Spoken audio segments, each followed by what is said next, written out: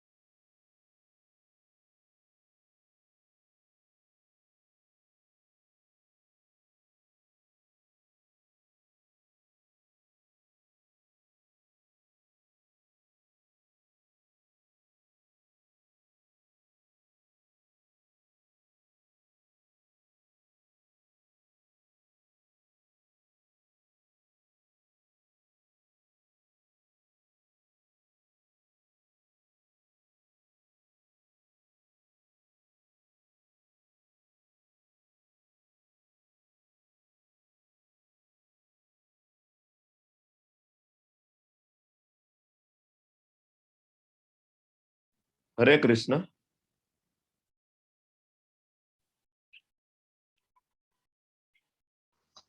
હરે કૃષ્ણ. અવાજ નથી સંભળાતો. હરે કૃષ્ણ ધર્મેશ પ્રભુજી. હા, અવાજ નથી આવતો બરાબર. આઈ થિંક એમણે મ્યુટ કર્યું છે તો કંઈક. Just a moment, please hold for a moment. G.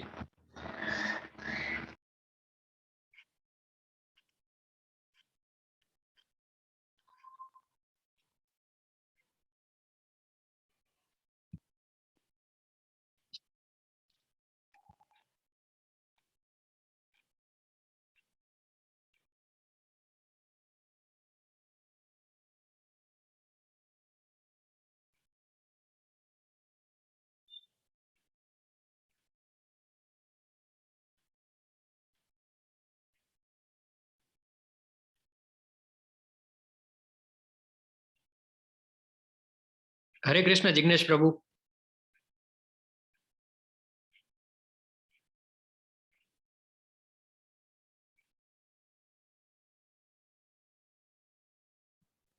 Sorry, Hare actually. Krishna પ્રભુજી, પાર્થ પ્રભુજી. Hare Krishna. Yes. So we will continue. I am sorry. Just we are recapping. આ રિકેપ છે ને એ બહુ મહત્વનું છે, કારણ કે આ પાયો છે, એટલા માટે આપણે રિકેપ કરીએ છીએ, રાઈટ? ઇન ભગવદ્ ગીતા જ્યારે આપણે ચેપ્ટર એક પછી એક જાતા હોઈએ છીએ તો એટલું રિકેપ આપણે કરતા નથી હોતા. ઇવન ટાઈમનો બી પોઝિટિવ હોય છે, પણ અહીંયા આગળ રિકેપ ઇમ્પોર્ટન્ટ છે કે શું કામ આની જરૂરત છે. જ્યારે પુસ્તક જે છે, આ પુસ્તકનું જ્ઞાન એટલું અલભ્ય છે કે શરૂઆત કરતા પહેલા જેને કહેવાય ને મંગલાચરણ, મંગલતાને આહવાન આપે છે, ગુરુને વૈષ્ણવોને પ્રણામ કરે છે, એમના આશીર્વાદ માગે છે, અને પછી જે આખી ફિલોસોફી જે છે એનું જે એનું આખું જે નેક્ટાર છે, અમૃત છે, એને વિસ્તારવા માટેનો એ અહીંયા આગળ પ્રયાસ કરે છે. તો પ્રકરણ 1માં શું બતાવ્યું? શુદ્ધ ભક્તિમય સેવાના લક્ષણો બતાવ્યા. પ્યોર ડિવોશનલ સર્વિસ, શુદ્ધ ભક્તિમય સેવાના લક્ષણો, બરાબર? 6 લક્ષણ હતા. તો એ આપણે ક્લેશાગ્નિથી ચાલુ કરીને કૃષ્ણ આકર્ષિણી, એ 6 લક્ષણો જોયા કે શુદ્ધ ભક્તિમાં હોય તો એનામાં 6 લક્ષણો પ્રગટે, રાઈટ? બહુ સરસ લક્ષણો હતા. જ્યારે પણ તમારી પાસે પુસ્તક આવે, ન હોય તો, અને હોય તો તમે વાંચજો, કારણ કે આ બધું જે છે ને એનું આપણને જે સાયન્સ જે છે એ ખબર પડે કે શુદ્ધ ભક્ત કોને કહેવો. નહીં તો જનરલી બહુ જેને કહેવાય કે ફ્રીલી આ શબ્દનો ઉપયોગ કરવામાં આવતો હોય છે. એવું નથી. શુદ્ધ ભક્તમાં શું હોવું જોઈએ અને કયા કયા લક્ષણો ઓટોમેટિક આવે. જ્યારે આપણે એમાં આગળ વધીએ તો ખરેખર મારામાં આ થોડું પ્રગટવા માંડ્યું છે કે નહીં, એટલે હું પોતે મારી જાતને મેજર કરી શકું. બીજાને તો મેજર કરવાની વાત, કારણ કે ભક્તિ જે છે આખું તમને ખ્યાલ છે, દાસ દાસાનું દાસ, દાસાનું દાસ.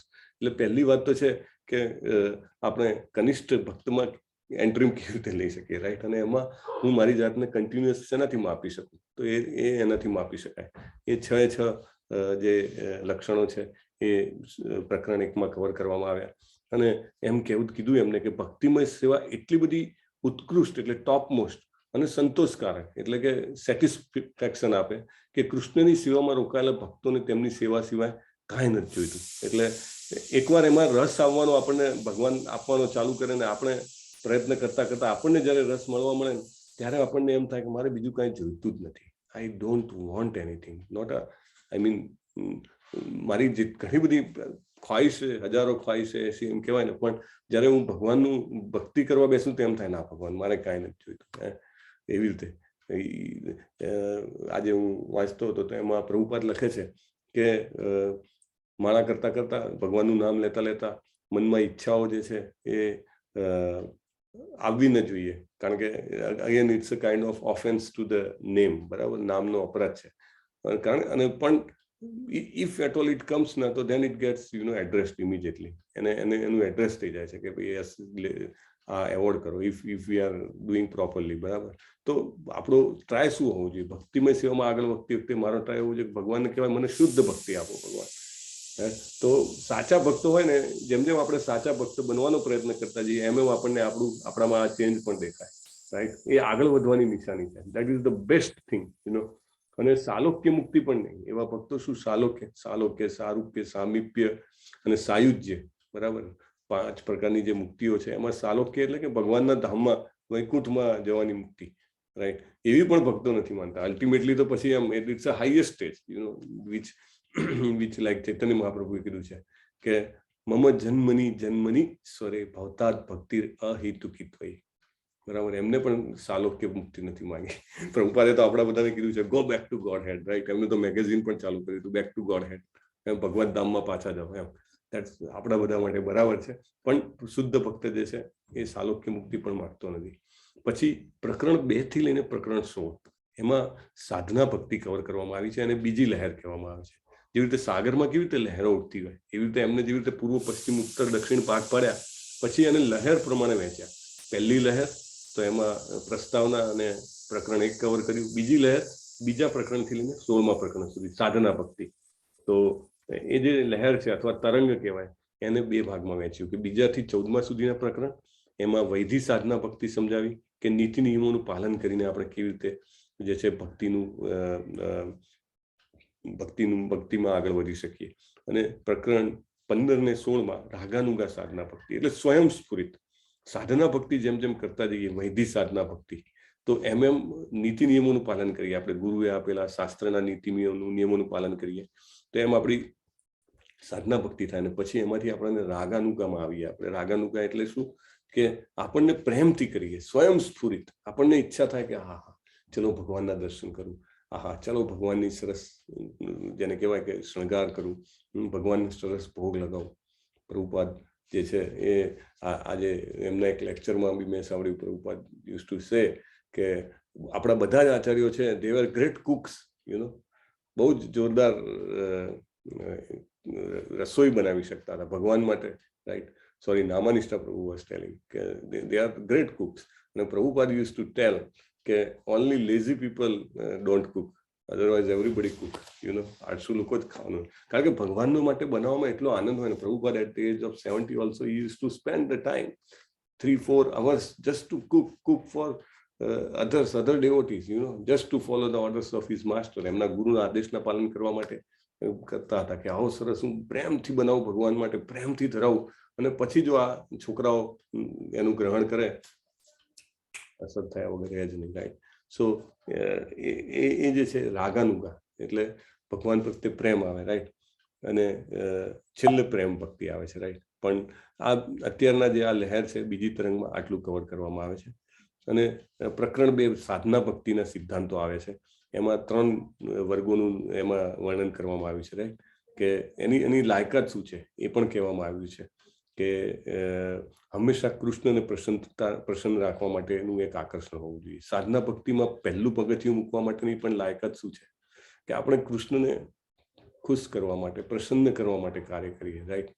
અને એનો સૌથી ઇમ્પોર્ટન્ટ પાર્ટ આપણે જાણ્યો હતો કે always remember Krishna, never forget Krishna. હંમેશા કૃષ્ણને યાદ રાખવા અને એમને કદી ભૂલવા નહીં. એટલે આખા શાસ્ત્રોનો નિચોડ જે છે રૂપ ગોસ્વામી મહારાજ 2 જ વાક્યોમાં આપી દે છે. શાસ્ત્રોમાં શું છે? ડૂઝ છે અને ડોન્ટ્સ છે, બરાબર. ડૂઝ એટલે આ કરો, આ કરો, આ કરો, આ કરો, આ કરો. ડોન્ટ શું છે? આ ન કરો, આ ન કરો, આ ન કરો, આ ન કરો, આ ન કરો. તો આટલા બધા શાસ્ત્રો ક્યારે વાંચીએ? એમાં પણ અમુક જે સૂચનાઓ હોય એ તો વિરોધાભાસી હોય. એક જગ્યાએ લખ્યું હોય આમ કરો, બીજી જગ્યાએ લખ્યું હોય આમ ન કરો, રાઈટ. તો કેવી રીતે આમાં સામાન્ય વ્યક્તિ રસ્તો કાઢે? તો રૂપ ગોસ્વામી મહારાજ એક જ સ્ટેટમેન્ટમાં, એક જ લાઈનમાં આપણને કહી દે છે. શું કરો? હંમેશા કૃષ્ણને યાદ રાખો. શું ન કરો? કૃષ્ણને ક્યારેય ભૂલશો નહીં. જો આટલું કરીએ તો બધા જ શાસ્ત્રોના સિદ્ધાંતોનું, નિયમોનું, આદેશોનું આપણે પાલન કર્યું ગણાય. અને એ કરવા માટે જે કંઈ પણ કરવું પડે એ કરવાનું, રાઈટ. જો ભગવાનને ન ભૂલવા માટે શું કરવાનું, રાઈટ. ભગવાનનું નામ તો લઈ શકાય દરેક જગ્યાએ, તો એ કરીએ. ભગવાનને હંમેશા યાદ રાખવા માટે શું કરવાનું કે ભગવાનને આપણે આપણા જીવનના રોજની સીમા, આપણા જે શિડ્યુલમાં એવી રીતે વણી લેવાના કે જેથી વારે વારે ભગવાનને યાદ કરી શકાય, રાઈટ. ઉઠીએ ત્યારથી આપણે કંઈક કરીએ, ભગવાનને જેને કહેવાય માળા કરીએ, ભગવાનની મંગલા આરતી કરીએ. આપણે ફરીથી જ્યારે જમવા બેસીએ, જમતા પહેલા ઘરમાં જે કોઈ પણ બનાવતું હોય બનાવવા માટે ભગવાનને યાદ કરે. ધરાવતી વખતે આપણે સરસ પ્રેમથી ધરાવીએ. જમતી વખતે સૌથી પહેલા, રાઈટ, આપણે ભગવાનને યાદ કરીએ, ગુરુને યાદ કરીએ. અને પછી એ પ્રસાદને, એ ભોગને ભોગ ધરાવેલો હોય ભગવાનને, એ પ્રસાદને માન આપવા માટે લઈએ. તો આખી પ્રોસેસ શું થઈ જાય આપણી? ભગવાનને યાદ કરવાનું અને ન ભૂલવાનો પ્રયત્ન, રાઈટ. અને અગેન આપણે એવા લોકો સાથે કોન્ટેક્ટમાં આવીએ. આજે આવશે સરસ આપણે આગળ શીખવાનું કે જેથી આપણને હંમેશા ભગવાન યાદ આવે. તો પ્રકરણ 3માં આપણે જોયું કે પૂર્વ શરત શું છે અને કૃષ્ણ માટેનું આકર્ષણ, રાઈટ. કે કૃષ્ણને પ્રસન્ન કરવાનું આકર્ષણ. તો આ ક્યાંથી પ્રાપ્ત થાય? આપણે ગમે તેટલા સત્કર્મો કે તપ, દાન, યજ્ઞ ગમે તે કરીએ ને તો આ આકર્ષણ પ્રાપ્ત થવું શક્ય નથી. It is not possible at all. એક જ રસ્તો છે એનો. કોઈ ભક્તની કૃપા થાય ને, દયા થાય ને તો જ પ્રાપ્ત થાય. અને ભક્તની દયા જે છે એ ભગવાનની દયા જેવી અહેતુકી હોય છે. એમાં એમને કંઈ લેવાનું જ નથી હોતું, રાઈટ. આપણે કોઈ બહુ જ દિલથી ધરાયેલા, કોઈ ભક્તે ધરાયેલા ભક્તનો પ્રસાદ લો, મેં તો એમ જ લીધો છે પણ એનાથી મારી સુકૃતિ થાય અને મને થોડું આકર્ષણ પ્રાપ્ત થાય. બહુ સરસ મંગલા આરતી થઈ હોય અને હું તો ખાલી કીધું છે એટલે કરવી છે, અથવા તો આજે ઊંઘ ઉડી જઈ છે ને કરવી છે, અને આપણે ત્યાં આગળ હોઈએ ને બહુ જબરજસ્ત રીતે કોઈ પ્રેમથી ગાતું હોય અને ઘણા બધા લોકો સાથે હોય અને તમે ખાલી એમ જ હાજર રહ્યા હો, તો એ દયા પ્રાપ્ત થઈ જાય. રાઈટ. ભક્ત પણ જેમ છે ને અહેતુકી અથવા તો એમની જાણ બહાર પણ એમના હૃદયમાંથી દયા મળી જાય આપણને રસ નથી પણ આપણે માળા કરવી છે કે ભાઈ હવે લેવલ 2 માં એક માળા તો કરવી જ પડશે, માળા કરીએ છીએ, અહેતુકી એમની જે દયા છે એ પ્રાપ્ત થઈ જાય અને એના કારણે આકર્ષણ પ્રાપ્ત થાય, ભક્તિમય સેવામાં સાધનામાં આગળ વધવા માટેનું બળ પ્રાપ્ત થાય. તો આની પ્રગતિ જે છે ફર્ધર એકવાર આપણે એમાં દાખલ થઈએ પછી બે વસ્તુ પર આધારિત છે. એક તો મારી શ્રદ્ધા હું કેટલી છે અને કેટલી વધારું છું, અને બીજું શાસ્ત્રોનું જ્ઞાન, એ જ્ઞાન વધારવા માટે હું કેટલી પરિશ્રમ કરી રહ્યો છું. તો શ્રદ્ધા જે છે ઓટોમેટિકલી આપણે ભક્તોના સંગમાં રહીએ તો શ્રદ્ધા ધીમે ધીમે આપણી વધતી જાય, રાઈટ. કૂદકે ને ભૂસકે બી વધે. અને બીજું કે ભગવદ્ ગીતાનું અધ્યયન કરીએ, ભાગવતમનું અધ્યયન કરીએ, પછી આ બધા જે ગ્રંથ છે nectar of devotion, nectar of instruction, એ બધાનું અધ્યયન કરીએ તો એનાથી આપણી જે વૈદિક સાધના ભક્તિ છે એમાં પ્રગતિ આગળ જાય. અને જ્યારે આપણે આ ઈચ્છામાં આ સાધનામાં આગળ વધીએ અને ખરેખર શુદ્ધ સેવા કરવા માટે લાયક બનીએ તો શું થાય?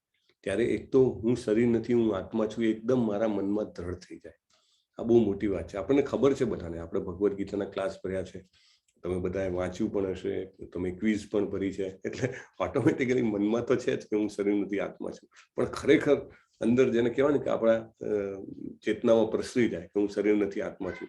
અને બીજું પછી મને એવું થાય કે હું શરીર નથી, આત્મા છું, અને આત્માનું કામ હંમેશા પરમેશ્વરને સેવા કરવાનું છે. તો એ રીતે હું જ્યારે વિચારું અને તો હું શુદ્ધ ભક્તિમાં માટે લાયક બની ગયું. તો આ બે સ્ટેપ છે. અને ભક્તો જે હોય છે એ બે ઈચ્છાઓથી મુક્ત હોય છે. આપણે વાત થઈ હતી બે પ્રકારની ડાકણ, રાઈટ, વિચ ઇઝ રૂપ ગોસ્વામી મહારાજ એને ડાકણ કહે છે, ભુક્તિ અને મુક્તિ. ભુક્તિ એટલે બહુ જ ભોગ ભોગવવા છે, આ કરવું છે, પેલું આ લઈ લેવું છે, પેલું લઈ લેવું છે, આ ભોગવવું છે, પેલું ભોગવવું છે, અને એને પણ એક ડાકણ કીધી છે. પણ એનાથી પણ મોટી ડાકણ છે મુક્તિની ડાકણ, કે જે એમ કે છે કે મારે મુક્ત થઈ જવું છે. મુક્ત થઈને શું થવું છે? કે બ્રહ્મમાં પડી જવું છે, હું પણ ભગવાન બની જવું. તો એનાથી પણ મોટી ડાકણ છે. તો આ રીતે એ બે જે છે આપણને આગળ વધવામાં ખૂબ જ તકલીફ કરે છે, રાઈટ. વૃંદાવનના જે ભક્તો હોય છે આ બધી જ ભુક્તિ મુક્તિથી સ્વતંત્ર હોય છે. પ્રકરણ 5 આપણે જોયું કે એકચ્યુઅલી આત્મ સાક્ષાત્કારનો સામાન્ય રીતે જે લોકો અભ્યાસ કરતા હોય સેલ્ફ રિયલાઇઝેશનનો, એ લોકોને 3 લાયકાત જોઈએ કે એમને પવિત્ર કુટુંબમાં જન્મ મળ્યો હોય, પછી આજીવન એમને જે ધાર્મિક વિધિઓ હોય એના દ્વારા શુદ્ધિકરણ, 16 સંસ્કાર કહેવાય ને, 16 સંસ્કાર જે છે પરફેક્ટ થયા હોય, રાઈટ. ગર્ભાધાન સંસ્કારથી લઈ અને આ અગ્નિ સંસ્કાર સુધી, રાઈટ. તો એ બીજું રિક્વાયરમેન્ટ છે. અને ત્રીજી રિક્વાયરમેન્ટ છે કે વર્ણાશ્રમ ધર્મનું પાલન, રાઈટ. તો આ થયું હોય તો જ આત્મ સાક્ષાત્કારમાં આગળ વધી શકે. પણ ભક્તિ જે છે એમાં કોઈ આવી રિક્વાયરમેન્ટો લાગુ પડતી નથી. ઇટ ઇઝ ઇન્ડિપેન્ડન્ટ, સ્વતંત્ર છે. અને જે છે એમાં જન્મ, જાતિ, સમુદાય અને અન્ય પ્રક્રિયાઓના વિચારથી સંપૂર્ણ રીતે સ્વતંત્ર છે. તો એ રીતે આપણે આ 5 અધ્યાય જોયા. 6થા અધ્યાયમાં આપણે જે છે હવે ચાલુ કરીએ તો ઇમ્પોર્ટન્ટ પોઈન્ટ છે કે 6થા અધ્યાયમાં છે શું? તો રૂપ ગોસ્વામી મહારાજ એમના મોટા ભાઈ સનાતન ગોસ્વામી મહારાજની લખેલી એક પુસ્તકનું રેફરન્સ આપે છે, હરિભક્તિ વિલાસ. ખૂબ જ અદ્ભુત પુસ્તક છે. હરિભક્તિ વિલાસમાં ઘણા બધા મુદ્દાઓ જે સનાતન ગોસ્વામી મહારાજે કવર કર્યા છે. પણ એમાં જે 64 મુદ્દાઓ, 64 કાર્યો કે જે ભક્તિમય સેવામાં આગળ વધવા માટે જરૂરી છે, એનું સાયન્સ, એનું વિજ્ઞાન સમજવા માટે જરૂરી છે, એવા 64 મુદ્દાઓને અહીંયા આગળ રૂપ ગોસ્વામી મહારાજ જે છે એ વર્ણવે છે. અને એમનો એક ઇમ્પોર્ટન્ટ પોઈન્ટ કહી દઉં કે અહીંયા જે વર્ણવે છે એમાં ઇમ્પોર્ટન્ટ પોઈન્ટ એ છે કે એ અહીંયા આગળ સિદ્ધાંતોને લે છે, પછી સિદ્ધાંતોનું જે ડિટેલિંગ છે એને છોડી દે છે. કારણ કે then Haribhakti Vilas it self is available, then it's a big book, right. પણ એ જે આ 64 સિદ્ધાંતો જે છે, 64 આદેશો કયો જે બી કહેવાય એ અહીંયા આગળ લઈ લે છે, મુખ્ય સિદ્ધાંત. હવે દાખલા તરીકે ઉદાહરણ આપું કે એનો મતલબ શું કે મેઇન સિદ્ધાંત લીધો ને એની ઝીણવટ ભરી જે ડિટેલ છે એ નથી લેતા. તેનું ઉદાહરણ આપું કે મેઇન બુક જે છે એમાં હરિભક્તિ વિલાસ, એમાં જયારે વર્ણન કર્યું છે કે વ્યક્તિએ ગુરુનો આશ્રય લેવો જોઈએ, બરાબર, અને ગુરુના આદેશોનું પાલન કરવું જોઈએ. તો એ એઝ ઇટ ઇઝ રૂપ ગોસ્વામી મહારાજે અહીંયા કવર કર્યું છે. હવે બે અલગ અલગ વ્યક્તિ હોય, એ બંને અલગ અલગ વ્યક્તિના ગુરુ અલગ અલગ હોય, અને ઇવન ઘણીવાર ગુરુ એક હોય તો પણ બંનેને આદેશ અલગ અલગ આપ્યા હોય, એવું બની શકે. બે અલગ અલગ ગુરુ હોય તો અલગ અલગ આદેશ હોય, બરાબર, પણ એક હોય તો પણ એવું બની શકે, રાઈટ. તો એ ડિટેલિંગ પર આવી ગયું, એ ઝીણવટતા ઉપર આવી ગયું. એ લેવલ પર રૂપ ગોસ્વામી મહારાજ નથી જતા, કારણ કે આ જે ગ્રંથ છે એમાં મેઇન સાયન્સ જે છે ભક્તિમય સેવાનું એ કવર કરવાનું છે. એટલે એમને બહુ જ હોશિયારીપૂર્વક એ ડિસાઇડ કર્યું કે no, let me first cover this thing, કારણ કે આ બહુ જ ઇમ્પોર્ટન્ટ છે. પછી જે નેક્સ્ટ સ્ટેપ છે, જેમ જેમ આપણે આગળ જતા જઈશું એમ આપણને સ્વતઃ પ્રેરણાથી અથવા ભક્તોના ગાઈડન્સથી, ગુરુ મહારાજની કૃપાથી આપણને સમજમાં આવી જશે, રાઈટ. એટલે સિદ્ધાંતો લઈ લીધા, એની ડિટેલિંગ જે છે એ એમને આમાં ટચ નથી કરી, રાઈટ. તો 64 સિદ્ધાંતો છે, બહુ જ ઇમ્પોર્ટન્ટ. 64 એમાં એના પણ બે ભાગ પાડ્યા કે પ્રાથમિક એટલે જેને કહેવાય ને પ્રાઇમરી 20 છે, અને સેકન્ડરી અથવા વધારાના 44 છે. જે પ્રાઇમરી 20 છે એમાં પણ પ્રવૃત્તિ જે કહેવાય કે ડૂઝ એ બધા 10 છે, અને ડોન્ટ્સ એવા 10 છે. અને વધારાના જે 44 જે છે 44, બરાબર, એમાં જે છેલ્લા 5 છે બહુ જ શક્તિશાળી છે, એને એમને અલગથી વર્ણન કર્યા. એટલે જ્યારે હરિભક્તિ વિલાસમાં 64નું વર્ણન કરેલું છે, એટલે જે વાંચતો હોય એને એનું ક્લાસિફિકેશન જે છે કે એનું વર્ગીકરણ જે છે એ એના ઉપર એટલું બળ ન મૂક્યું હોય. જ્યારે રૂપ ગોસ્વામી મહારાજે અહીંયા એનું ફર્સ્ટ ક્લાસ વર્ગીકરણ કહીને બતાવી દીધું કે ભાઈ આ 64માં પહેલા જે આ 20 છે ટોપ પ્રાયોરિટી. એ 20માં પણ જો પ્રકાર પાડવા હોય તો એક પ્રકાર પ્રવૃત્તિનો, એક પ્રકાર નિવૃત્તિનો. પ્રવૃત્તિનો એટલે આ કરો, આ કરો, આ કરો, આ કરો. નિવૃત્તિ એટલે આ ન કરો, આ ન કરો, આ ન કરો, આ ન કરો. અને વધારાના જે 44 છે એમાંના છેલ્લા 5 છે એ ટોપ ઇમ્પોર્ટન્ટ છે. એટલે એમને કેવું કહેવાય કે આપણે સમજો ચોખા જોઈતા હોય તો ઘણા બધા ચોખા હોય તો એ કહી દે કે ભાઈ આ જીરાસર છે કે ગુજરાત 17 છે કે વોટ એવર, મને બહુ ક્લેરિટી નથી, પણ જસ્ટ એક ઉદાહરણ મારા મનમાં અત્યારે આવે છે એવું. એટલે એમને નોખા કરીને કહી દીધું કે આ વસ્તુ આ છે, આ બાસમતી છે, આ છે, આ છે. એટલે આપણને ખબર પડે કે ક્યાં ફોકસ કરવું, કારણ કે આપણે તો પાપા પગલી ભરી રહ્યા છીએ, રાઈટ. ભક્તિ રસામૃત સિંધુ આપણે પકડીએ એટલે સાયન્સના બધા જ આસ્પેક્ટ ક્લિયર થવા જોઈએ. એટલે એમને આપણને કહી દીધું કે ભાઈ this is very important, this is next, એવી રીતે. તો 64 જે પ્રથાઓ છે એને એમને કેવી રીતે અમલમાં મૂકવી એની રીતો બતાવી. તો શું છે એ રહ્યા? તો પ્રાથમિક જે મહત્વની 20 છે એને પ્યોર ડિવોશનલ સર્વિસ એટલે શુદ્ધ ભક્તિમય સેવાના પાયાને મજબૂત બનાવવા માટેની આ જે છે એ પદ્ધતિઓ છે.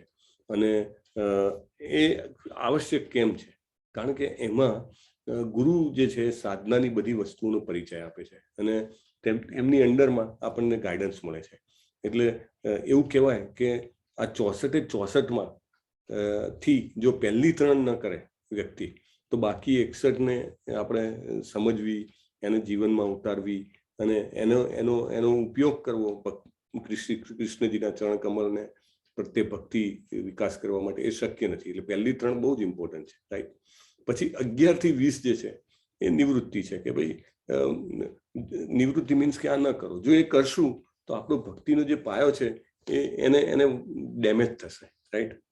આપણે કંઈક બહુ સરસ ઘર બનાવતા હોઈએ, રાઈટ, અને સરસ પાયા બનાવીએ પિલ્લરના, અને પછી એ પાયાને આપણે બાજુમાં બીજું કામ પેલું એક્સકેવેશન ચાલતું હોય, ખોદાણ ચાલતું હોય, અને પછી એની જ બાજુમાં એક્ઝેક્ટ બાજુમાં આપણે મોટો ખાડો પાડીએ તો પેલો સરસ પાયો બનાવ્યો હોય, ફાઉન્ડેશન બનાવ્યું હોય, એ ઢળી પડે, રાઈટ. તમે જોયું હશે ઘણી વાર કે ઇવન મોટા મોટા કામોમાં જ્યાં આગળ 2 એજન્સી બાજુમાં કામ કરતી હોય, એક એજન્સી મસ્ત રોડ બનાવે અને બનાવ્યો નથી, બરાબર તૈયાર થયો નથી, કે બીજી એજન્સી આવીને પાણીની લાઈનો માટે લીકેજ થયું છે તો આખો રોડ તોડી નાખે.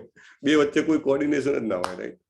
એવું બને છે ને. એટલે આપણે પણ જાણી અજાણી આપણા જીવનમાં આવું કરતા હોઈએ છીએ. એક બાજુ આપણે બહુ જ મહેનત કરીએ કે હું ભક્તિમય સેવામાં આગળ વધું, અને બીજી બાજુ એવું કંઈક કામ મારાથી થતું હોય, જાણ બહાર થતું હોય કે જેના કારણે હું જે મહેનત કરું છું એમાંથી આઉટપુટ છે ઓછો મળે અથવા ન મળે. એટલે એવી પણ વૃત્તિઓ એમને કીધી. બાકીની જે 44 છે એ કૃષ્ણ ઉપર મન કેન્દ્રિત કરવાના હેતુથી શ્રવણ કીર્તન વગેરેમાં કેવી રીતે જોડાઈ શકાય અને કેવી રીતે આપણા ભાવને જાગૃત કરી શકાય એ છે. એમાં 21 થી 59 છે એ સાધનાની રીતો છે. છેલ્લી 5 જે છે એ મોસ્ટ ઇફેક્ટિવ ભાવ ભક્તિને જાગરણ કરવામાં અનન્ય રીતે અસરકારક છે. એ પ્રકરણ 12 ને 13માં ડિટેલમાં પણ લીધેલી છે. તો પહેલી જે છે 5 એ જે છે એ આ રહી છે.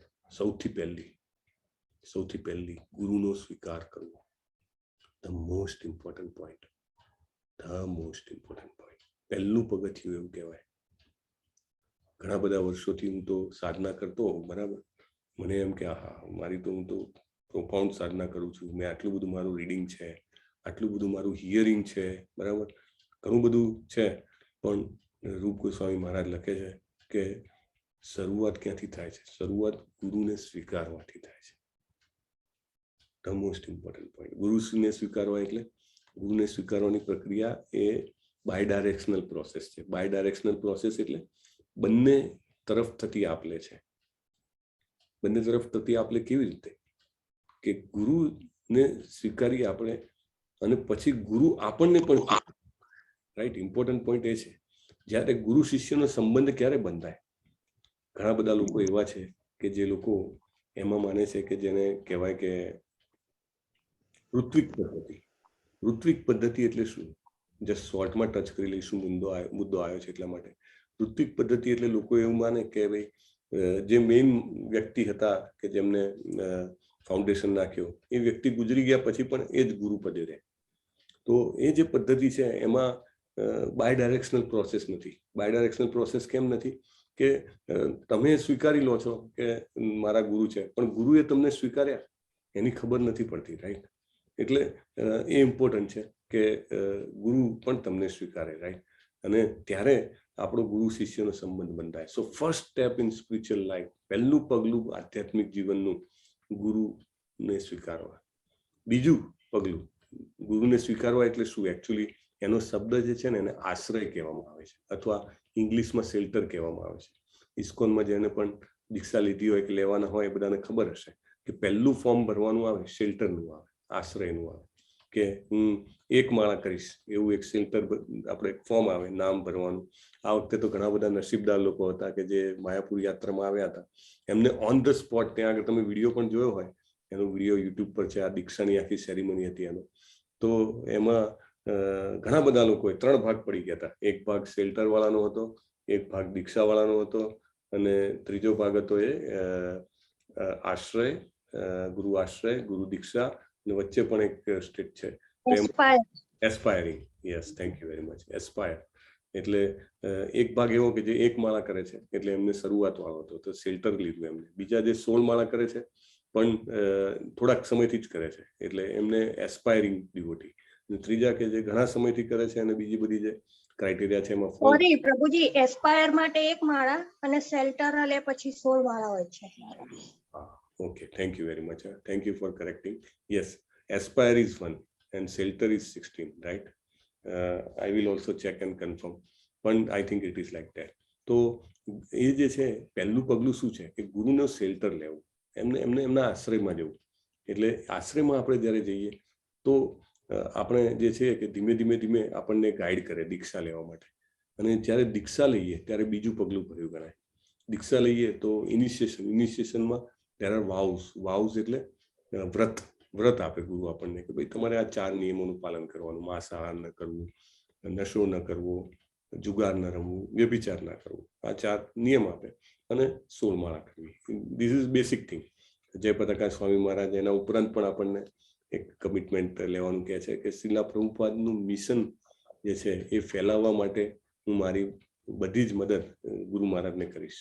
એ એમની એડિશનલ છે, રાઈટ? એ એમને એઝ અ ગુરુ એમને એક્સ્ટ્રા રાખેલી છે. તો એવી રીતે તો દીક્ષા આપે અને તાલીમ આપે, રાઈટ?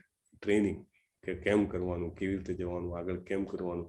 એમને આખી પોતાની સિસ્ટમ બનાવી હોય, લાઈક નામાનિષ્ઠા પ્રભુ છે તો એમના દ્વારા ગાઈડન્સ મળે, રાઈટ?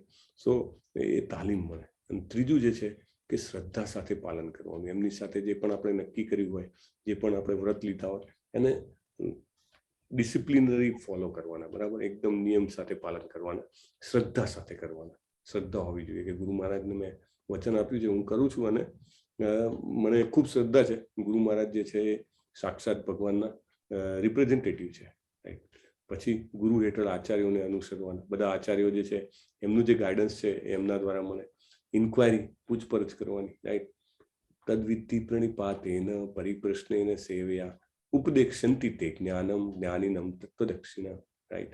સો ગુરુ પાસે પૂછપરછ. આ જે છે એ આ પહેલા 5 પોઈન્ટ જે છે એમાં એવું કહે છે કે આ જે પહેલા 3 જો ના થાય તો બાકીના જે થયા આપણા 64માંથી બાકીના જે છે આ 5 ન થાય તો 59 જે બાકીના છે એનાથી એ આપણે કરી શકતા નથી.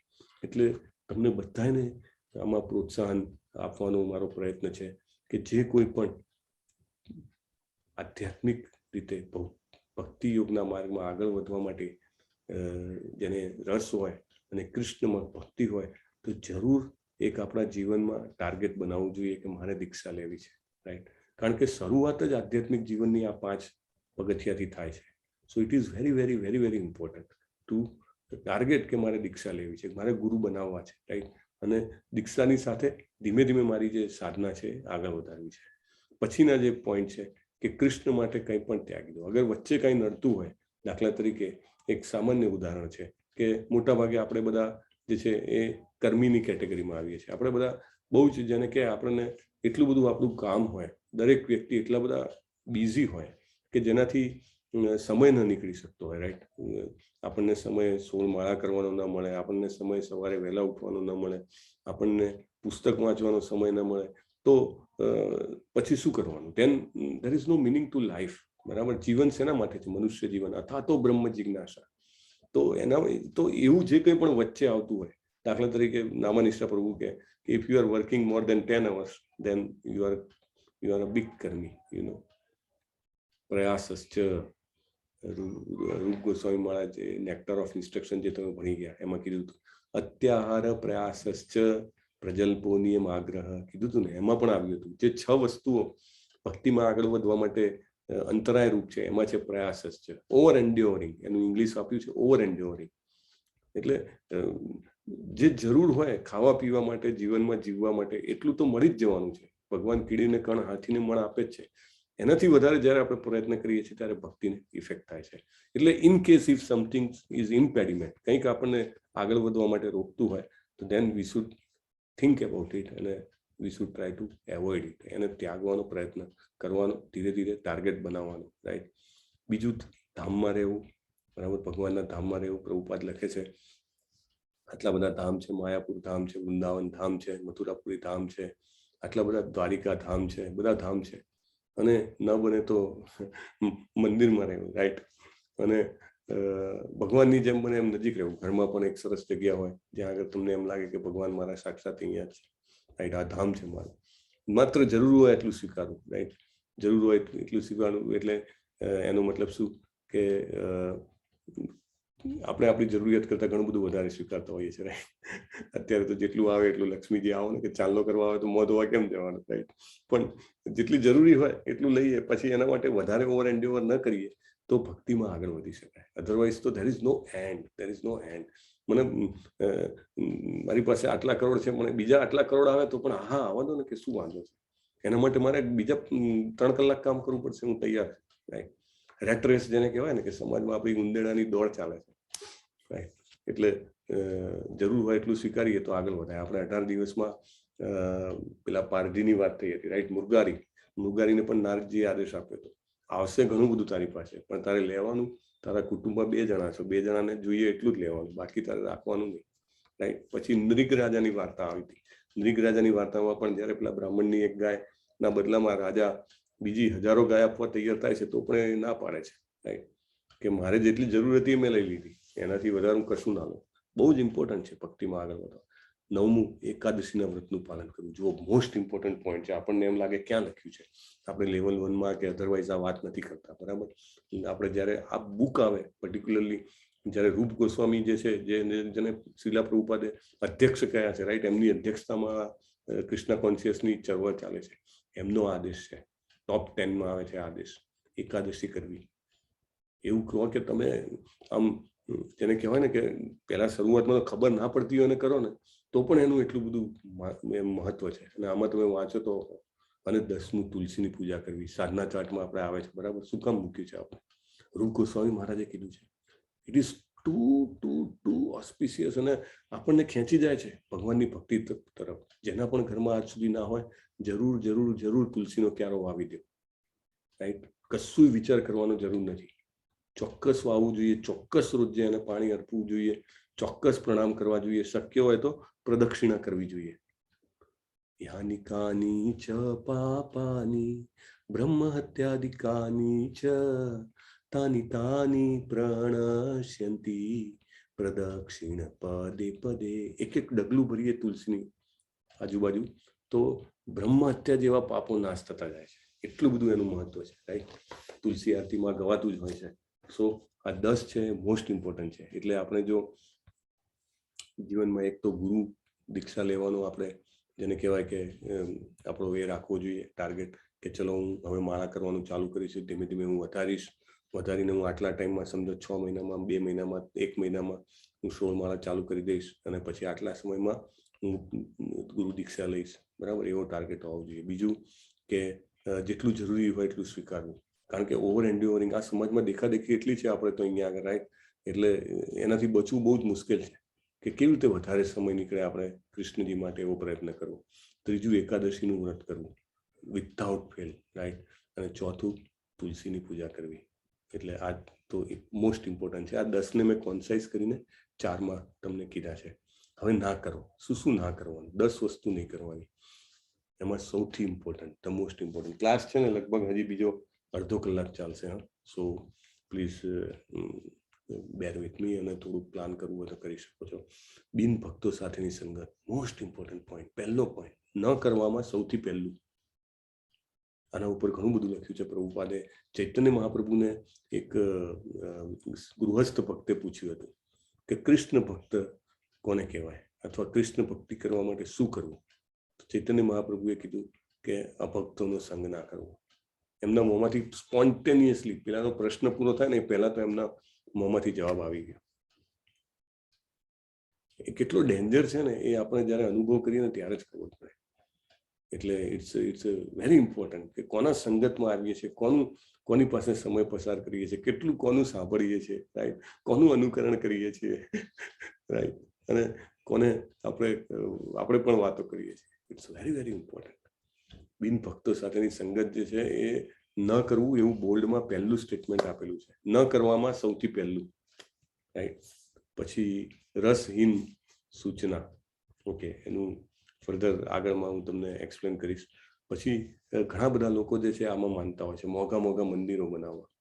શ્રીલા પ્રભુપાદ જીના જે ગુરુ હતા ભક્તિ સિદ્ધાંત સરસ્વતી મહારાજ, એમને તો એવું કીધું હતું કે you print books, right, print books, why you make so many temples, right. પણ પ્રભુપાદજીએ પણ જ્યાં સુધી એમને એમ લાગ્યું કે હવે જે લક્ષ્મીજી આવી રહ્યા છે, એટલા બધા આવી રહ્યા છે કે હવે બીજું જે કહેવાય કે ભગવાનને લગતું એવું કંઈક કાર્ય કરવું જોઈએ કે જેનાથી કૃષ્ણ ભાવનામૃતનો પ્રચાર થાય, ત્યારે એમને મંદિર બાંધવાનું ચાલુ કર્યું. He only followed his gurus orders. એમના ગુરુએ કીધું હતું કે પશ્ચિમમાં પ્રચાર કરો અને if you get some money print books, અને એમને બુક્સ છાપી, રાઈટ.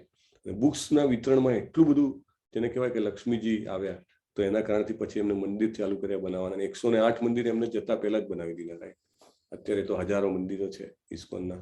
પણ ઇમ્પોર્ટન્ટ પોઈન્ટ છે કે most important is preaching. Books એટલે શું? બુક્સ એટલે શું કે લોકોને ખરેખર આધ્યાત્મિક જીવનમાં આગળ વધવા માટેનું ગાઈડન્સ, રાઈટ. માણસ ખોલીને પૈસા આજે સમજો 50 રૂપિયા પણ આપ્યા હોય તો બી એને ઈચ્છા તો થવાની કે ભાઈ 50 આપે છે, લાઈક ખોલીને જોવા તો દે.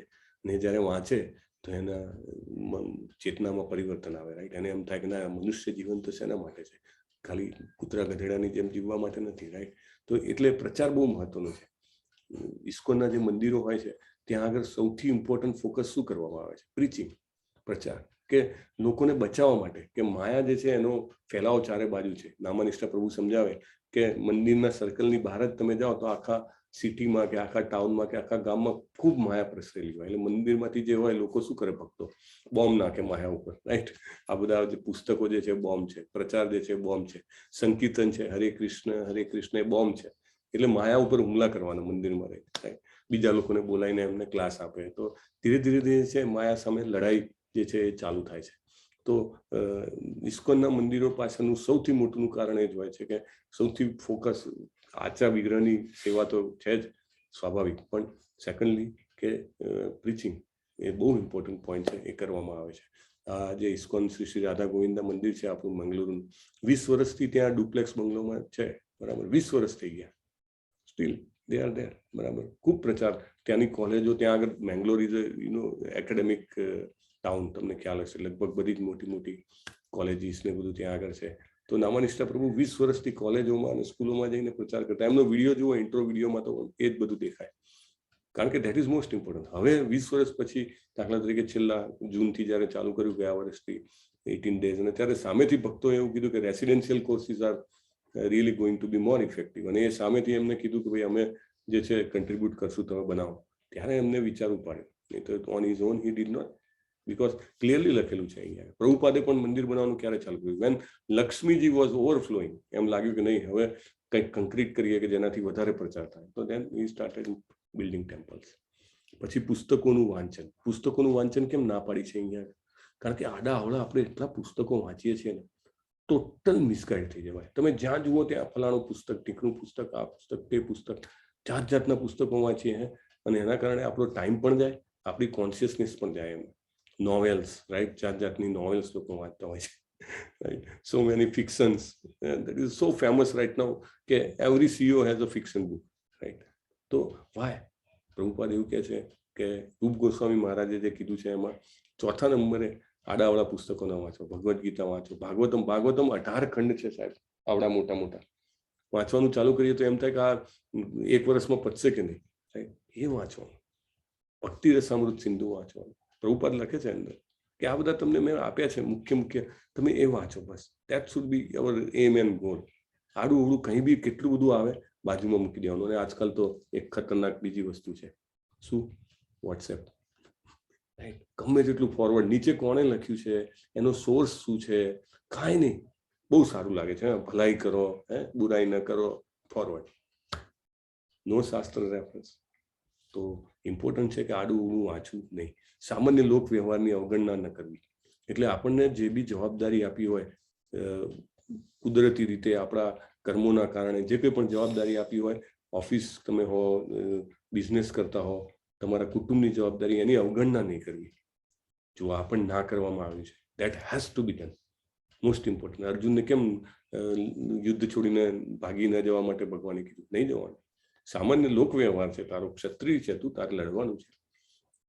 લાભ અથવા નુકસાન પર વિલાપ અથવા આનંદ. ઘણું બધું થતું હોય આજકાલ તો. લોકો શેર માર્કેટમાં હોય, રાઈટ. એક દિવસ જુઓ તો બહુ જ ખુશ હોય, આહા, આજ તો આટલા બધા કમાઈ લીધા. બીજા દિવસ જુઓ તો બહુ જ દુઃખી હોય, કેમ? તો કે આજે આટલા બધા જતા રહ્યા. અથવા એવી જ રીતે બિઝનેસમાં લાભ અને નુકસાન, રાઈટ. નોકરીમાં પ્રમોશન મળ્યું, ના મળ્યું, પૈસા ઓછા મળ્યા, વધારે મળ્યા, છોકરાને રિઝલ્ટ સારું આવ્યું, ખરાબ આવ્યું, જાત જાતનું, તબિયત સારી રહે છે, નથી રહેતી. તો આ બધું જે છે એ એના ઉપર વધારે ખુશી નહીં લેવાની. લાઈક આજકાલ તો એવું છે, કંઈ સારું થયું, let's have party, let's enjoy. અથવા તો બહુ ખરાબ થયું, બહુ પડ્યા રહો, દુઃખી થઈને. ના, આ બંને વસ્તુ એટલા માટે નુકસાનકારક છે. તમે બુકમાં વાંચજો, ડિટેલમાં બતાવ્યું છે કે આપણી ઇમોશન્સ જ્યારે હાઈ હોય, આપણી લાગણીઓ જ્યારે વધારે હોય, ત્યારે એ કન્ડિશનમાં, એ સ્થિતિમાં આપણે કૃષ્ણજીને યાદ કરી શકતા નથી. It's not possible. પથ્થર નથી થઈ જવાનું, લાગણી શૂન્ય નથી થઈ જવાનું, પણ એટ ધ સેમ ટાઈમ આપણે જોવાનું છે કે આપણે શું કરી રહ્યા છીએ. નામનિષ્ઠા પ્રભુ હંમેશા કહે કે એફેક્શન રાખો, એટેચમેન્ટ નહીં, બરાબર. લગાવ હોઈ શકે, પણ આપણને એવો લગાવ ન હોય કે જેના કારણે આપણને, જેને કહેવાય કે આ કન્ડિશનમાં આપણે પડવું પડે, બરાબર. 7મો ભાવ, દેવતાઓ, દેવી દેવતાઓનો અનાદર. ડિસરિસ્પેક્ટિંગ ડેમિગોડ્સ, નેવર ડુ. બહુ જ ક્લિયરલી લખ્યું છે. દેવી દેવતાઓ આપણાથી બહુ જ ઉપર છે, ભગવાનના ભક્તો છે, માટે એમને હાઈ રિસ્પોન્સિબિલિટી આપી છે. જેમ છોકરું મોટું થાય એમ તમે એને એક એક એવી જવાબદારી આપો ને. નાનું છોકરું હોય તો કે ભાઈ સાયકલ લઈને તારે અમારા ફળિયાની બહાર નહીં જવાનું, અથવા આટલે સુધી જ જવાનું. મોટો થાય એમ એમ કે ના ભાઈ તું એક્ટિવા લઈ જા ને આ કામ કરી આવ. હજી મોટો થાય તો કહી લે 4-wheeler લઈ જા ને આમ કરી આવ, કહીએ ને આપણે. એવી રીતે દેવી દેવતાઓ જે છે એમને હાયર રિસ્પોન્સિબિલિટી, મોટી જવાબદારી આપી છે. તો એમનો અનાદર કદાપી ન કરાય. અને પ્રભુપાદ અહીંયા આગળ દાખલો આપે છે કે દેવતાઓમાં પણ શ્રેષ્ઠ દેવતાઓ કોણ? શિવજી, બ્રહ્માજી. ખૂબ જ આદર આપવાનો, ખૂબ જ નમસ્કાર કરવાના. કેમ? તો કે એમના આશીર્વાદથી આપણને આગળ વધવામાં મદદ પડે. કારણ કે એ લોકો ભગવાનના અનન્ય ભક્તો છે. વૈષ્ણવાનામ યથાસંભવ. ખૂબ આદર આપવાનો છે એમને, ખૂબ રિસ્પેક્ટ આપવાનું છે એમને, રાઈટ. એમનો અનાદર નથી કરવાનો. એની સાથે એક બીજું પણ સ્ટેટમેન્ટ લખ્યું છે કે પેલા આપણે 10 નામાપરાધ જોયા હતા, એમાં એમ આવ્યું હતું કે કોઈ પણ બીજા દેવી દેવતાના નામને ભગવાન વિષ્ણુના નામની સમાન ન સમજવાય. એટલે એ એક બીજો પોઈન્ટ છે, રાઈટ. જેવી રીતે માયાવાદીઓ એવું કહે છે કોઈ પણ નામ લો, બધા રસ્તા એક જ જગ્યાએ જાય છે, બરાબર, બધા નામ સરખા છે. ના, એવું નથી. Than it's a નામાપરાધ. પદ્મપુરાણનો જે શ્લોક છે એમાં ક્લિયરલી નામાપરાધમાં લખેલું છે. એ નહીં કરવાનું, પણ at the same time disrespect પણ નહીં કરવાનું. એટલે આ બેલેન્સ છે. That balance we have to keep. ખૂબ માન આપવાનું છે, ખૂબ જેને કહેવાય આદર આપવાનો છે, પણ at the same time same elevation પણ નથી, એ પણ આપણે સમજવાનું છે. અન્યને તકલીફ આપવી, કોઈને પણ આપણે મન વચન ને કર્મથી તકલીફ આપીએ એ યોગ્ય નથી. એના કારણે આપણે ભક્તિમાં આપણી ભક્તિ ચેક થાય, right. So that we have two avoid. ગુનો કરવો, ભગવાનના ભક્તોની નિંદા સહન કરવી, જો આ બી એક મોટો પોઈન્ટ છે. ભગવાન અથવા એમના ભક્તોની કોઈ નિંદા કરતું હોય અને આપણે ત્યાં આગળ રહીએ તો આપણી ભક્તિ નાશ પામે. એટલે એવું કદી થવા ન દેવું, રાઈટ. એ વખતે શું કરવાનું, એના 3 અલગ અલગ રસ્તા આપ્યા છે, બરાબર. લાઈક શિવજીની જ્યારે નિંદા થઈ, એમના પિતાએ દક્ષ મહારાજે જ્યારે એમની નિંદા કરી, તો જે સતી માતા હતા એમને શું કર્યું, એ તો ધારત તો એ તો શિવજીની પત્ની દુર્ગા હતા, રાઈટ. ધારત તો ત્યાં આગળ બધું ધ્વંસ કરી નાખે એક પલકારાથી, પણ પિતા હતા એટલે એમને કશું કરાય પણ નહીં. એમને પોતાના દેહને ત્યજી દીધો. આપણને એવું લાગે સુસાઇડ કર્યું, ના, એ સુસાઇડ નથી. આ તો તમે કોની વાત કરો છો, સાક્ષાત દુર્ગાની. એ જ સેકન્ડે એમને આ શરીર ત્યજ્યું અને તરત જ બીજું શરીર લીધું. એમને આવે છે ભાગવતમાં, તરત હિમાલયના પુત્રી તરીકે ઇમિડિયેટલી સી ટ્રાન્સફર હર બોડી, કે આ શરીર કે જે મને આ પિતાએ આપ્યું છે, અને જે પિતા જે એવા છે કે જે શિવજીનું અપમાન કરે છે, મારે એ પિતાના આપેલો આ દેહ હવે તો રખાય જ નહીં. એવી રીતે એટલે દેહ ત્યજી દેવો, ત્યાં સુધી લખ્યું છે. બીજું કે એને દલીલમાં એને પરાસ્ત કરી દેવો કે નહીં ભાઈ તારી વાત ખોટી છે. અને ત્રીજું, એ પણ 2 ના થાય તો ત્રીજી વસ્તુ કે ત્યાં ઉભા જ ના રહેવું, અબ ઘડી ત્યાંથી નીકળી જવું. જો કોઈ ભગવાનની નિંદા કરે કે ભક્તોની નિંદા કરે ભગવાનના, તો આ 3માંથી કંઈ પણ એક કામ કરવા, પણ નિંદા સહન કરવી નહીં. હનુમાનજીએ લંકા બાળી હતી, રાઈટ. એલાઉડ છે. આમ તમે એમ કહો કે આવું કામ કરે, આખું શહેર બાળવાની શું જરૂર છે. પણ ક્રોધ જે છે એ જો ભક્તોના માટે કરવામાં આવે તો એ એલાઉડ છે. ક્રોધને એલાઉ કરવાનું આપણે શીખી ગયા, રાઈટ, ઉપદેશામૃતમાં. જ્યારે જગાઈ મધાઈએ નિત્યાનંદ પ્રભુને પથ્થર માર્યો અને એમને લોહી નીકળતું, ચૈતન્ય મહાપ્રભુ ક્રોધિત થયા છે. That anger is allowed, right? That anger is allowed. ચક્ર મંગાવ્યું છે એમનું, સુદર્શન ચક્ર, અહીંયા જ વધ કરી નાખું, રાઈટ. નિત્યાનંદ પ્રભુ એમને રોકે છે. સો એ ન કરવું. તો આનું પાલન કર્યા વિના વ્યક્તિ પોતાની જાતને સાધના ભક્તિમાં યોગ્ય રીતે ઉન્નત કરી શકતો નથી. એટલે આટલું કરવું નહીં. જો આ જે 4 પ્રકારના પેલા ગુનાઓ જે છે, કયા ન કરવા, નો ઇન્ટોક્સિકેશન, કિસી ભી પ્રકાર કા નશા ન કરવું. દીક્ષા લેવી હોય તો આગળ ધીમે ધીમે ક્રમે કરીને ઇવન ચા કોફી પણ છોડવી જોઈએ. It is one part of intoxication. નશો છે, રાઈટ. તમે ન લો તો કેવું થાય છે, રાઈટ. તમને લાગે મને કોઈ નશો જ નથી, હું ક્યાં તમાકુ ખાઉં છું, હું ક્યાં સિગરેટ પીવું છું. ના, we are all bound, you know. અને કરી શકાય છે. લાખો કરોડો લોકોનો આ પોતાનો જેને કહેવાય અનુભવ છે. It's not such a big thing, right. People can, and લોકોએ કર્યું છે અને કરી શકાય એવું છે. પછી જુવા ન રમવું. જુવામાં પછી સ્ટોક માર્કેટ પણ આવી ગયું. સ્ટોક માર્કેટમાં એફએન્ડો ચાલે ને જાત જાતનું ચાલે. So you have to be limited. If you are investing, let's say in a long term manner, and you don't play as a gambling, then it's all right. પણ એમાં બહુ પાતળી રેખા છે, એટલે આપણે અન્ડરસ્ટેન્ડ કરવું જોઈએ.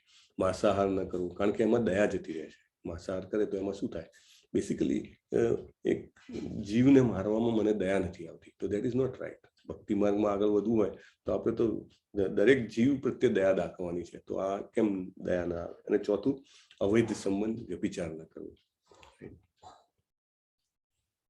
તો આનું જે પાલન ન કરીએ તો સાધના ભક્તિમાં ઉન્નત ન થઈ શકાય. તમે દાખલ તો થઈ ગયા કોઈ ભક્તની દયાથી, મોટે ભાગે આપણે આગળ જોયું, દાખલ થવું આપણા પોતાના પ્રયાસોથી શક્ય જ નથી. કોઈને કોઈ ભક્તની દયા થઈ હોય તો જ આપણે દાખલ થયા હોઈએ, નહીં તો શક્ય જ નથી.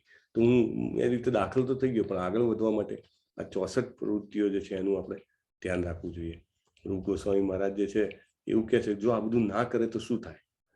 શ્રુતિ સ્મૃતિ પુરાણ આદિ પંચરાત્રિ કી વિધિમ વિના એકાંતકી હરેર ભક્તિ ઉત્પાતે કલ્પતે.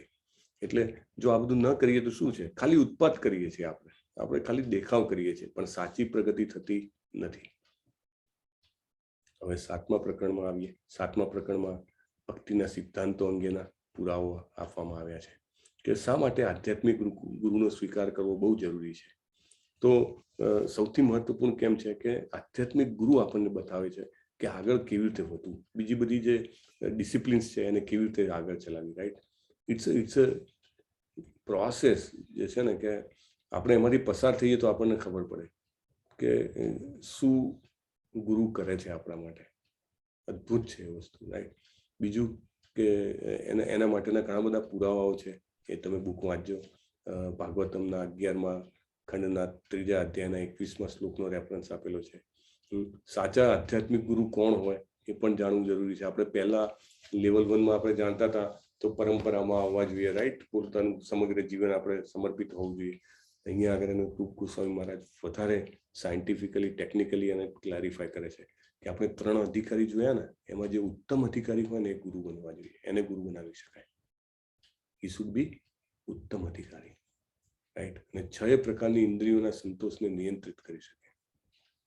આપણી જીભ છે, આપણા જનનાંગો છે, આપણી જેને કહેવાય કે મન છે, આપણે આ બધું જ આપણે ઉપદેશામૃતમાં જોઈ ગયા છીએ. એ બધાને જે કંટ્રોલ કરી શકે એને આપણે ગુરુ બનાવી શકાય. તો આ 2 ક્રાઇટેરિયા છે. આધ્યાત્મિક ગુરુ પાસેથી દીક્ષા સ્વીકારવી અને સૂચનાઓ પ્રાપ્ત કરવી. બીજું તો કેવી રીતે સ્વીકારવાના ગુરુને? કૃષ્ણના પ્રતિનિધિ છે. રાઈટ, એમની પાસેથી આપણે ભગવાનની પ્રેમનો જે છે એ લાભ લેવાનો અને એમને સંતોષ આપવાનું આપણે વલણ હોવું જોઈએ. અને પ્રભુપાદ તો ત્યાં સુધી લખે છે કે રૂપ ગોસ્વામી મહારાજનું પણ ક્લેરિફિકેશન છે કે હી ઇઝ કૃષ્ણ હિમસેલ્ફ. આપણી સામે કૃષ્ણજી પોતે આવેલા છે ગુરુ સ્વરૂપે. રાઈટ, એ આપણા પ્રતિનિધિ છે કૃષ્ણના, બરાબર છે, પણ એ ગુરુ, એ જે ભગવાન જે છે એમનું મૂર્તિમંત સ્વરૂપ છે ગુરુએ. એ ભાવના આપણામાં જે છે આપણે વિકાસ કરવો જોઈએ. એટલે કેટલું બધું એનું ઇમ્પોર્ટન્સ હોય. રાઈટ, તો આ જે છે એ બીજો પોઈન્ટ છે. ત્રીજું, વિશ્વાસ સાથે આધ્યાત્મિક ગુરુની સેવા કરવી, કોન્ફિડન્સ અથવા તો ટ્રસ્ટ સાથે. અને આગળના 2 પોઈન્ટ છે એનું લાગુ કરવા. એમને કોઈ દિવસ એમની ઈર્ષા ન કરવી અથવા એમના વિશે જે કહેવાય કે ખોટું ખરાબ ન બોલવું. બહુ જ ઇમ્પોર્ટન્ટ છે. ગુરુની સેવા એ બધા જ દેવોની સેવા કરવા સમાન છે. બધા જ દેવી દેવતાઓ ગુરુમાં આવી ગયા છે, એટલે બહુ જ ઇમ્પોર્ટન્ટ છે. પછી જે ગૌતમ બુદ્ધ જે છે એમનો દાખલો આપવામાં આવે છે. ગૌતમ બુદ્ધ પોતે કૃષ્ણનો અવતાર હતા. Right, he is considered among the incarnation of Krishna himself. Right, પણ એ જે છે એ શાસ્ત્રના અને પરંપરામાં આવેલા નથી, માટે એમને ગુરુ તરીકે કન્સિડર કરવામાં આવે નહીં. રૂપ ગોસ્વામી મહારાજ બહુ જ ક્લિયરલી કહેવામાં આવે છે.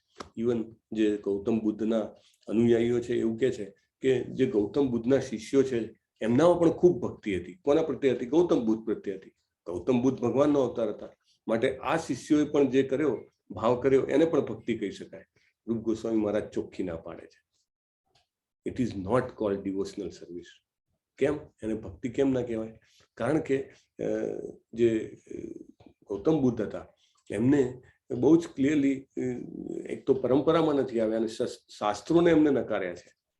શાસ્ત્રોને જ્યારે નકારવામાં આવે છે ત્યારે ગાઈડલાઇન્સ જેવું કંઈ રહેતું જ નથી. Right, there is no guideline શું કરવાનું, શું નહીં કરવાનું, અને then there is no proper discipline succession. એટલે એમને ભક્તિમાં ગણી શકાય નહીં.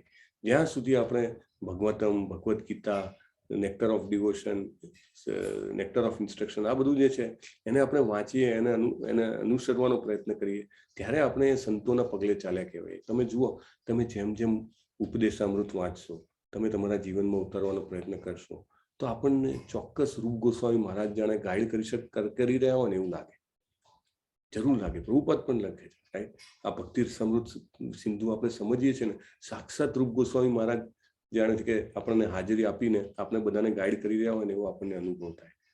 ધીમે ધીમે ધીમે ધીમે આપણને હાથ પકડીને આગળ લઈ જાય. રાઈટ, એટલે એમના પગલે ચાલીએ ને તો કાંઈ જ પ્રોબ્લેમ નથી. કારણ કે મને તો આગળ દેખાતું નથી, મારી આધ્યાત્મિક દ્રષ્ટિ તો આંધળી છે. બરાબર, હું તો હજી મને કંઈ આવડતું નથી, પણ મારી આંગળી જેને પકડી છે એને આગળ દેખાય છે. પેલો નાનું બાળક હોય, નાનું બાળક જ્યારે એના મામાની, એને મમ્મી કે પપ્પાની આંગળી પકડી હોય અથવા એના મમ્મી પપ્પા એનો હાથ પકડી હોય, રાઈટ, તો એ જતું હોય તો એ ગમે તે આમ તેમ જોતું હોય, એને કાંઈ ચિંતા જ ના હોય. કારણ કે ખબર છે આગળ કંઈક ખાડો આવશે ને તો હમણાં કાં તો ઊભો રાખશે કાં તો ઉપાડીને ખાડાની પેલી બાજુએ મૂકી દેશે. એવું છે. એટલે એમના પગલે ચાલવું. ધાર્મિક સિદ્ધાંતો વિશે પૂછપરછ કરવી અને ભૌતિક આનંદ છોડવા માટે પણ તૈયાર રહેવું. રાઈટ, ઘણું બધું હોય, તમે બધાને અત્યારે કેટલું કામ હશે, રાઈટ, તમે બધું છોડીને આવ્યા છો ને. So that is one of this point. તમે એને અજાણપણે એને તમે કોમ્પ્લાય કરી રહ્યા છો, રાઈટ. પછી પવિત્ર સ્થળે રહેવું, એટલે આપણે વાત કરી જગન્નાથપુરી જે છે એના જે રહેવાસીઓ જે છે એ દેવતાઓ એને કેવી રીતે જોવે છે. રૂપ ગોસ્વામી મહારાજ લખે છે કે દેવતાઓને જગન્નાથપુરીમાં રહેતા લોકો 4 હાથવાળા દેખાય છે. સારૂપ્ય મુક્તિ, ભગવાનના જેવી જ રૂપ વાળી મુક્તિ એવા દેખાય છે એમને. ગંગાજી છે, ગંગાજી છે સંપૂર્ણપણે પવિત્ર છે, અદ્ભુત છે. એમાં ભગવાનના ચરણ કમળોમાં જે તુલસી અર્પિત છે એની જે સુવાસ જે છે ગંગાજળમાં ભરેલી છે, રાઈટ. પ્રભુપાદ એવું કહેતા કે અમારા કલકત્તાની બાજુમાં એક પેપર મિલ છે, તો પેપર મિલ પણ એનો કચરો ગંગામાં છોડે, અને છતાંય જે આધ્યાત્મિક રીતે જાગૃત લોકો છે એ તો એ જ ભાવથી, એ જ ઉમંગથી, એ જ ઉત્સાહથી જઈને હર હર ગંગે અંદર ડૂબકી મારે, રાઈટ. કારણ કે એનું મહત્વ છે ગંગા નદી અને ગંગાનો કિનારો, કારણ કે આધ્યાત્મિક બળ છે એમાં.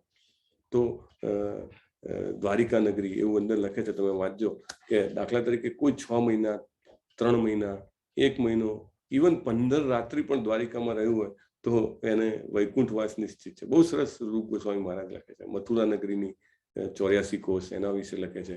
જગન્નાથપુરી વિશે લખે છે કે દેવતાઓ એના રહેવાસીઓને 4 હાથવાળા જોવે છે. સો લાઈક ધેટ. પછી જે જરૂરી છે તે સ્વીકારવું, રાઈટ.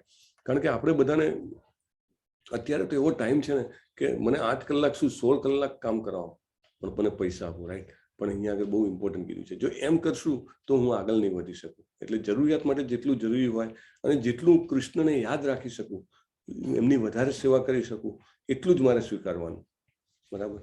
અને બીજું એક ઇમ્પોર્ટન્ટ પોઈન્ટ છે અહીંયા આગળ કે ઘણી બધી પ્રતિજ્ઞાઓ લઈ લઈએ અને પાળી ન શકીએ એવું નહીં. પ્રભુપાદ એવું ઉદાહરણ આપે છે કે ઘણી જગ્યાએ એવું લખ્યું છે કે રોજના 1 લાખ હરે કૃષ્ણ મહામંત્રના જપ કરવા જોઈએ.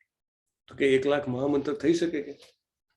સ્વાભાવિક છે, અત્યારનું જીવન આપણું એવું છે, ન થઈ શકે. ઇવન ટેમ્પલમાં રહેતા હોય, મંદિરમાં, એમને પણ જાતની જવાબદારી. ઇનફેક્ટ મેં તો એ જોયું છે કે સામાન્ય ગૃહસ્થ કરતા જે મંદિરમાં રહેતા જે સંન્યાસી, બ્રહ્મચારી કે જે કોઈ પણ માણસ હોય છે એ વધારે બિઝી હોય છે અને વધારે કામ કરતા હોય છે. તમે જુઓ, આટલું બધું ભક્તિ કરે સાથે કામ પણ વધારે કરે. તો એમનું શું, બુક ડિસ્ટ્રીબ્યુશનનું કામ, મંદિર માર્જનનું કામ, પ્રીચિંગનું કામ, ભગવાનની આર્ચા વિગ્રહને જેને કહેવાય પૂજા કરવાનું કામ, જાતના કામ હોય. પણ એમાં પણ એક લિમિટ પ્રભુપાદ કહે છે કે તમે 1 લાખ જપ ના કરી શકો. તમને 16 માળા મિનિમમનું કીધું છે. મિનિમમ 16નું યુ ટેક કે ભાઈ 16 તો કરવી જ જોઈએ મારે. અને ઇન કેસ ક્યારે કામ પડી જાય તો બીજા દિવસે કવર કરી લેવાનું ટ્રાય કરો. પણ એટલે એવો નિયમ રાખો કે જે પ્રેક્ટિકલી ઇમ્પ્લિમેન્ટ થઈ શકે, right. Which is 16 now, which is established. આચાર્યએ કીધું છે, આપણા જ સમયમાં આવીને ગયા છે, એટલે એમને જે કીધું છે એવું પાલન કરવા, right. That minimum we should do.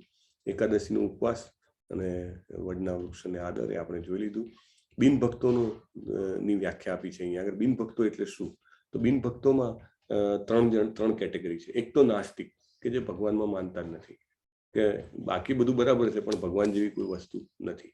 બીજું, બિનભક્તોમાં દેવી દેવતાના ઉપાસકો હોય એમને પણ ગણવામાં આવ્યા છે, કારણ કે એ લોકો જે છે એ ભગવાનની સુપ્રીમસી સ્વીકારવા તૈયાર નથી, રાઈટ. કે કૃષ્ણ પૂર્ણ પુરુષોત્તમ પરમેશ્વર છે એવું સ્વીકારતા નથી. તો દેન શું થાય કે બધા જ સરખા લેવલ પર આવી જાય. તમે એમ કહો કે પ્રાઇમ મિનિસ્ટર પણ સરખા, અને ડિફેન્સ મિનિસ્ટર પણ સરખા, અને ફાઇનાન્સ મિનિસ્ટર પણ સરખા, અને પ્રેસિડેન્ટ પણ સરખા. એવું everything is equal? No.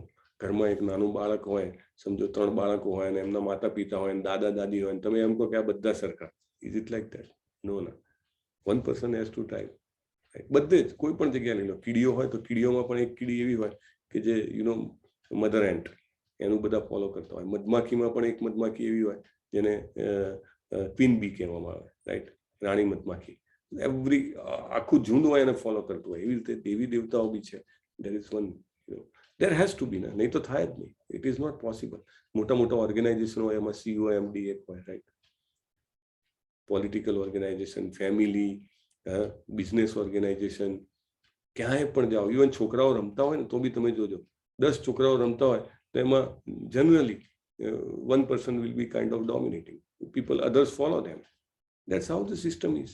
Everybody doesn't have the same thought process. એટલે દેવતાના ઉપાસકો, એમને બિનભક્તોની જે વ્યાખ્યા છે એમાં કવર કરવામાં આવ્યા છે. કે if they don't understand there is a supreme personality of God, એક પૂર્ણ પુરુષોત્તમ પરમેશ્વર છે, એવું ન સમજે, ઇવન આપણે પણ ઘણી વાર આ કેટેગરીમાં આવતા હોઈએ તો આપણે વિચારવું જોઈએ. માયાવાદીઓ રાઈટ એવું કહે છે કે બ્રહ્મ સર્વત્ર છે, ભગવાનજી કાંઈ છે તો એ પણ ભક્તની કેટેગરીમાં આવે. અને એના માટે શું દાખલા આપ્યા છે કે ચૈતન્ય મહાપ્રભુને એવું કહે છે કે તમને આગની વચ્ચે રહેવું પડે અથવા લોઢાના પાંજરામાં પણ રહેવું પડે તો સ્વીકારો, પણ બિન ભક્તોની સાથેની સંગત ટાળો. બીજું કે સાપને, વાઘને કે મગરને આપણે આલિંગન આપવાનું કહે ને તો કરવું, પણ બિન ભક્તોનો સંગ ના કરવો. આવા ઉદાહરણ આપ્યા છે. કેટલા સ્ટ્રોંગ સ્ટેટમેન્ટ્સ, સચ અ સ્ટ્રોંગ સ્ટેટમેન્ટ. કારણ કે એનાથી કેટલી ખરાબ અસર થતી હશે એ આપણને ખબર પડે આનાથી. અયોગ્ય શિષ્યોને સ્વીકારતા નથી. એટલે ઘણા બધા જે છે એ લોકો એવા હોય છે કે વધારે ને વધારે શિષ્યો બનાવી લો, જેનાથી વધારે ને વધારે ફોલોઅર્સ હોય તો લોકોને ઇમ્પ્રેસ કરી શકાય, મોટા મોટા મંદિરો કે કાંઈ બનાવી શકાય. મંદિરો શું કામ બનાવવાનું? તો કે એશો આરામ માટે. ના, that is not allowed here, right. એટલે ગૌરવ અને પ્રતિષ્ઠા માટે જે લોકો કરતા હોય એ યોગ્ય નથી. પછી વ્યવહારમાં નિખાલસ રહેવું. કેવી રીતે નિખાલસ રહેવું? તો આપણા નાણાકીય વ્યવહારો જે હોય, આપણા જે ફાઇનાન્શિયલ એકાઉન્ટ એને ક્લિયર રાખવા, રાઈટ. અને બેલેન્સ રહેવું, સુખમાં, દુઃખમાં, લાભમાં, હાનિમાં. તો શું થાય? તીવ્ર લાગણીઓ હોય એ આપણને ભગવાનને યાદ કરવામાં અંતરાય બને. એટલા માટે લાગણીઓ જે છે એને મોડરેટ રાખવાની. સો દેટ શું કામ? કે વધારે લાગણી કૃષ્ણ માટે, કૃષ્ણજીના ચરણ કમળ માટે કરી શકું. એટલા માટે દેવતાઓની ઉપેક્ષા નહીં કરવી. આપણે કીડીનો પણ આદર કરવાનો છે, રાઈટ. તો દેવી દેવતાઓ તો કેટલા બધા મહાન છે, એટલે એમનો આદર કરવો. કોઈ જીવને દુઃખ નહીં આપવું, રાઈટ. તો એમાં એવું કહે છે કે લોકો આજકાલ વાઇલ્ડ લાઈફ, લોકોની કોઈ પ્રાણીઓને કે કોઈ પક્ષીઓને કાંઈ થતું હોય તો મોટા મોટા બેનરો મૂકે, રાઈટ. કે ઉત્તરાયણ આવે છે ને આટલા પક્ષીઓની પાંખ કપાઈ ગઈને આમ તેમ ઘણું બધું કરતા હોય છે. પણ એ જ લોકો જે છે એ કતલખાનાઓ ચલાવવાના અગેન્સ્ટમાં ક્યારેય નથી બોલતા કે ભાઈ આટલા સ્લોટર હાઉસીસ ચાલે છે તો એનું શું, તો એ નથી બોલતા. એટલે અહીંયા બહુ ક્લિયરલી રૂપ ગોસ્વામી મહારાજ અને શિલા પ્રભુપાદ કહે છે કે ભગવાનના ભક્તો હોય છે ક્યારેય સ્લોટર હાઉસીસ, કતલખાનાને સમર્થન આપતા નથી. એટલે કોઈ પણ જીવને દુઃખ ન પહોંચાડવું એ એનું કર્તવ્ય છે. હવે 8મા અધ્યાયમાં આપણે જે જોયું એની વિશેની જે જોવાના છીએ એના વિશે હવે અહીંયા બતાવ્યું છે કે અપરાધોને ટાળવા. એના ઉપર 8મા અધ્યાયમાં શું કીધું છે?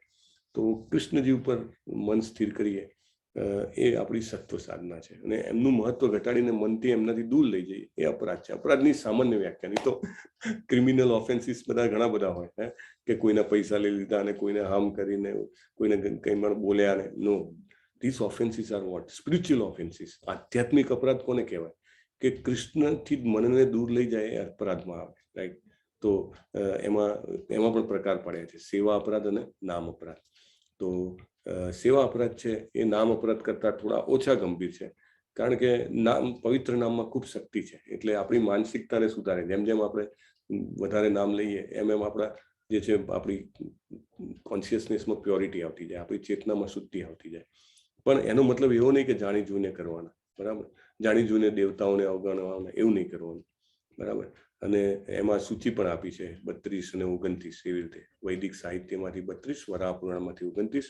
બહુ સરસ છે, ડિટેલમાં તમે વાંચજો. અને નામ અપરાધ. તો નામ અપરાધમાં તમને ખ્યાલ હશે, સવારમાં ઇસ્કોનના બધા મંદિરોમાં જનરલી 16 માળા ચાલુ કરે એ પહેલા 10 નામ અપરાધ બોલાતા હોય છે. તો નામ અપરાધ જે છે એ જનરલી આપણાથી થઈ જતા હોય છે. એટલે જનરલી આપણે નામ અપરાધના નામ લેવાના 3 સ્ટેજ છે: નામ અપરાધ, નામાભાસ અને શુદ્ધ નામ. તો જનરલી આપણે નામ અપરાધમાં હોઈએ છીએ, પણ ધીરે ધીરે આપણે કોન્શિયસલી, એટલે બહુ સભાનપૂર્વક પ્રયત્ન કરવો જોઈએ કે આપણે શુદ્ધ નામ તરફ ગતિ કરી શકીએ. ઇવન નામાભાસ તરફ બી પહોંચીએ તો પણ એવું કહે છે કે બીજો જન્મ થતો નથી. નામ, શુદ્ધ નામ તો ઠીક છે, એટલું બધું એનું મહત્વ છે, રાઈટ.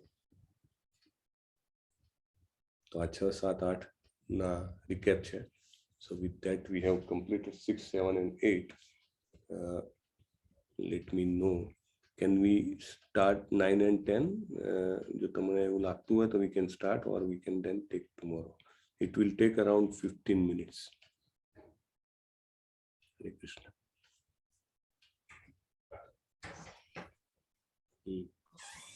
નેક્સ્ટ બેચ ના પ્રભુજી શ્લોકનું કદાચ ટાઈમ થઈ જશે પછી કે Okay. Then we will cover it tomorrow, right? તો 6, 7, 8 નું ક્વિક રિકેપ તમારે છે, છેલ્લી સારાંશવાળી સ્લાઇડ જરાક જોઈએ તો જોઈ લઈએ. So I think I have covered it. તો it is already 7:27, right? Oh, sorry. Yes, Prabhu. Yes.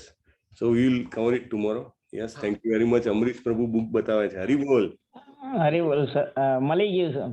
વાહ વાહ. ઇસ્કોન વિદ્યાનગર થી ગુજરાતીમાં જ મળી ગયું. હરી બોલ, બહુ સરસ.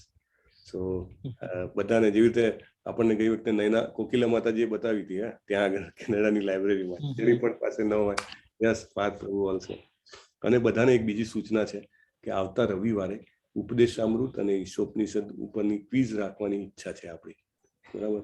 એમાં ક્વિઝમાં શું 4 ઓપ્શન હોય છે, એવા ક્વેશ્ચન હોય છે, અને 1 કલાકનો ટાઈમ હોય છે, પણ જનરલી લોકો 20-25 મિનિટમાં પૂરી કરી લે છે. અને એના ઉપરથી પછી જે બધાને ડિફિકલ્ટ લાગ્યા હોય એવા પ્રશ્નો ઉપર ચર્ચા કરીએ છીએ આપણે. એટલે અડધો કલાક ક્વિઝ અને અડધો કલાક ચર્ચા. અને ઇન્ડિવિડ્યુઅલ સ્કોર નથી જોતા આપણે, માસ સ્કોર. એટલે હરેક આન્સરની અગેન્સ્ટમાં કેટલા લોકોના સાચા છે, કેટલા લોકોના ખોટા છે, જે પોલ કહેવાય ને એ ટાઈપનું આપણે જોતા હોઈએ છીએ. સો અને તમે ત્યાં સુધી વાંચી શકો તો સારું, એટલા માટે રાખી છે. 4-5 લોકો પાસે બુક્સ નથી એવું કીધું છે. લેટ મી સી, હું કાલે એકવાર વાત કરી જોઈશ એમની સાથે, ટેમ્પલ મેનેજમેન્ટ સાથે. પણ મારું વિનંતી છે કે જો શક્ય બને તો કરી દઈએ તો વધારે સારું છે, કારણ કે એમાં એક સરસ રિકેપ થઈ જાય, મુખ્ય મુદ્દાઓ બધા કવર થઈ જાય, અને તમે એની ચર્ચા કરો એટલે વધારે યાદ આવી જાય. સો રાખી તો છે અત્યારે. Next Sunday is the plan. Let me talk with the temple authority. અને જે 3-4 જણા પાસે નથી, I will check for that. Okay, શું થઈ શકે છે. Hare Krishna. Can we end it?